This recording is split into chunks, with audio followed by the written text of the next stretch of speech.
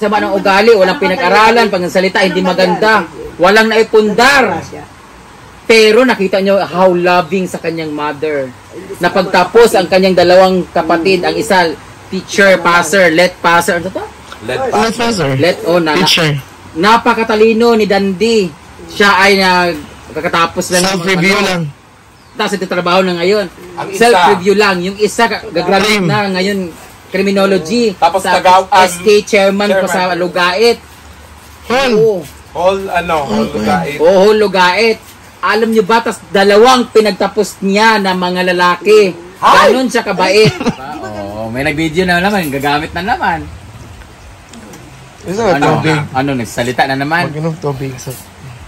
Basta naniniwala ako sa lahat na sinabi ni Dominic, naniniwala ako sa mga sinasabi ng lahat. Kay Inday lang talaga, hindi ako naniniwala yung umiyak siya, tapos yung ano. So, ang question talaga, kung tinuod ba nga gilubi si... Ay, mo na po nag-ibalik. Bakit si Dom kagabi, gibalik niya? Ba't ako nagagalit sa akin?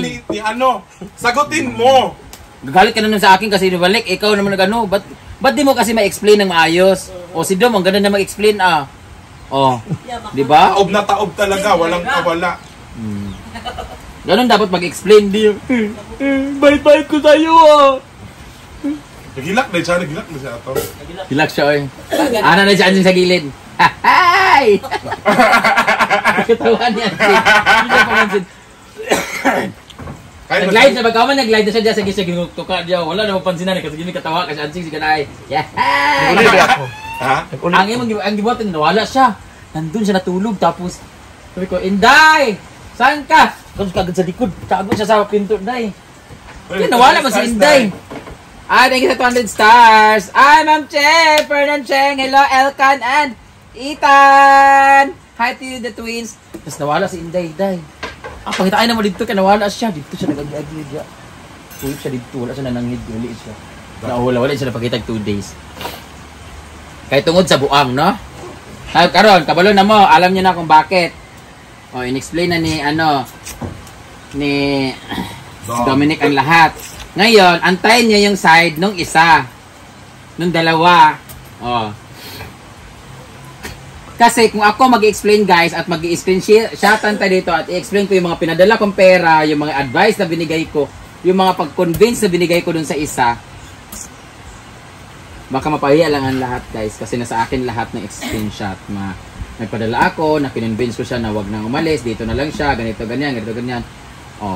At least hindi naman na ako tinitira. Ngayon, kung titirahin niya ako, saka na ako magsalita. Pero, bakit pa natin magsalita ng ganyan? Kasi ako, tumulong ako, nagpadala ako ng ilang beses na pera. Nung Pasko, nagpadala rin ako.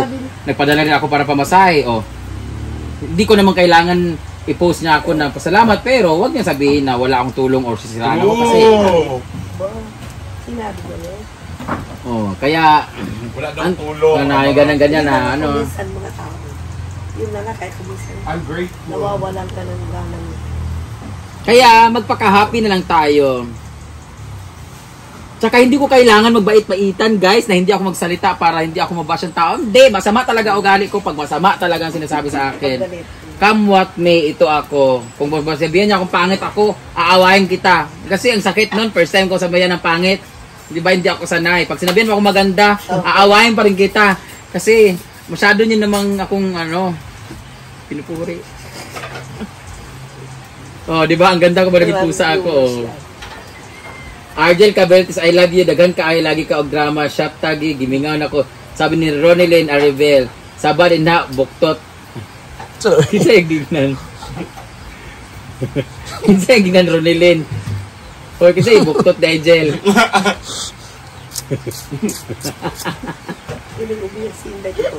Diba? Umiyak pala si Inday? Papunta po ako ng Malay-Balay sa 21. Magja-judge po ako dyan. Happy lang tayo si Althea lang iiyak mamaya pag alis ni Mama Lina.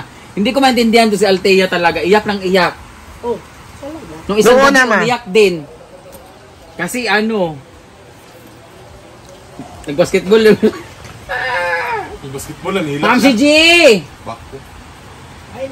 Umiiyak po si Ma'am si G, guys. Guys, ipag-pray po natin si Ma'am si G kasi hanggang ngayon di po siya mapanatag, nag-worry po siya. Gusto niya pong matulog sa aplaya pero hindi niya magawa. So, pinapasyalan na lang po niya ng tanghali, natiran na ng lunch kasi gusto niyang i-confine sa ospital si Mr. R.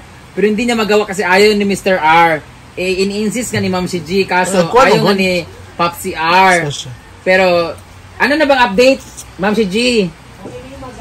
Okay na yung maga? Yung baga, kumusta? Okay naman daw si Popsi R, pero yung puso ni Ma'am si G yung medyo hindi okay. Gusto daw sumama ng Manila. Ala, doon galing kayo sa Manila. Ba't di kayo nakita?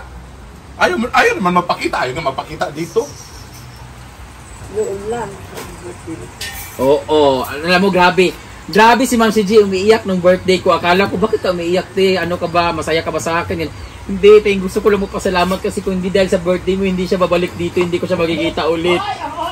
Oy, totoo yun. Pero wala ko iyak. Okay mo? Hindi. Ano, tiri ay? Oh, diba? Tapos, alam mo yon, hindi siya nakatulog na buong magdamag. As in. At kaya pala na-disgrasya si Ryan noon. Kasi dapat tatabis siya matulog doon sa, naka-ready na lahat. Yung A-house, yung mga bedsheet, lahat, yung unan. May mga bote pa na nakabalot ng towel doon eh. Basta, yon, naka-ready na lahat. Yung mga, Talaga, nasa akin yung boss. naka-ready na lahat, yung mga pampadulas, lahat. Tapos may candy pa, kasi masarap na yung amoy ng hininga. Ganon. Tapos, si Ma'am si G, ayaw niya. Alam niyo bakit? Ayaw din niya kasi baka mabuntis daw siya. Ha? Pisti ka naman kinis-kinis ng skin, mabubuntis. Tumawa si Iching. So, yun. Kaya pala ayaw niyang tumabi that time kasi meron palang isa na nagsabi, cancel yung basketball namin bukas, pupunta ako diyan. Ngayon, hindi siya natulog sa A-house. So, ang nangyari, hinayaan niya si Ryan na matulog doon sa A-house. Dito siya sa bahay, inaantay niya yung isa na dumating. So, nangyari, dalawa sila na ganun. Nalaman ni Ryan na kaya pala ayaw mo matulog sa akin katabi doon sa A-house. Kasi meron ka palang inaantay na, scholar mo. May iba din pala. Yan. Kaya ang ginawa, umalis si Ryan, hinarot-hot yung sasakyan, yung motor. Ayun, natumba. Boy, 500 stars from Ang Fernan. Fernandeng! So, yun ang nangyari. So, gusto nyo ba malaman din nangyari kay Scarlett? Hoy! Oh, ganito yan. Pwede. Natulog si Scarlett ng maaga kasi nalasing sa 2 bote ng San Mig Apple. Pero hulaan nyo. Ay! O, diba? Thank you so much. Ito si Inday.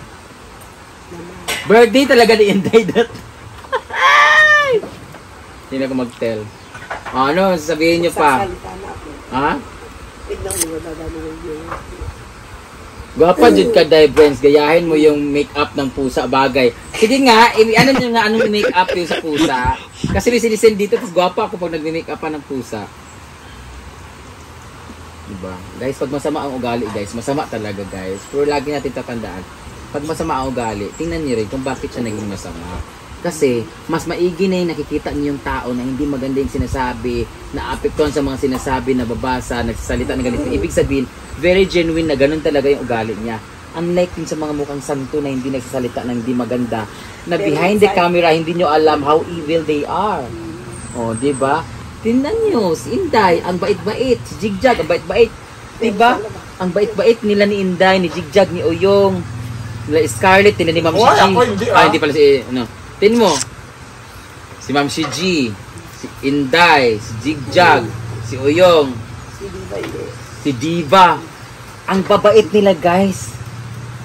Pag nagsalita sa live, ay lupo, ganyan sila ni Rhea, ganyan. Ang babait nila, wala silang ang babait talaga nila. Ang ganda nila magsalita, hindi sila kagaya namin ni Scarlett nga. Si Gwen, ganon kami magsalita, di ba? Pero alam nyo ba, pag walang kamera, kung alam nyo lang, grabe, mga bunganga niyan. Si Rhea, ko? Kala nyo lang yan, Santa Santita yan. Si Ma'am si G, my God, akala nyo lang yun. Kaya hindi nyo alam kung ano yung mga nakikita nyo sa camera in front of the camera. Correct. Di ba? Nagsaboy ng isang box na ano. Ano to? Isang box, oh. Tinapon ni Ma'am si G. Empty na siguro yan. Ha? Dami, Mami. Ay, gusto mo, Mami? Hindi. Ha? Para pag ubo, para pag mag-ubo ka ba? Ganun mo. Direksyon namin. Pero nagagamit ka ng ganito, May, dati. Eh kasi nga, di ba, parang di pa tayo ng gusto. Hindi kasi, di ba, okay. Kasi Di ba nung bata ka pa? kami. Eh, di siyempre ayaw ko mabuntis. Para bang plano yan. Ito gamit Ayaw ko niya. yan. Ayun, pangit man to, hindi man masarap Hindi to. mo enjoy eh. Hindi daw ma-enjoy. O, di ba? Tama. O, di ba?